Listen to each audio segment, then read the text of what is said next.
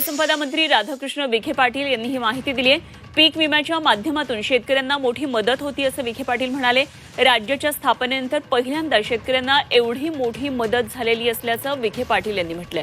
त्यामुळे 1 रुपयामध्ये पीक विमा ही योजना बंद होणार नसल्याचा विश्वास त्यांनी दिला।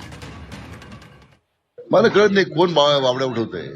अजून आता बजेट येते आपलं मार्चमध्ये। 1 रुपया पीक विम्याचा एवढा मोठा परिणाम सकारात्मक पद्धतीने शेतकऱ्यांच्या करता झालेला आहे।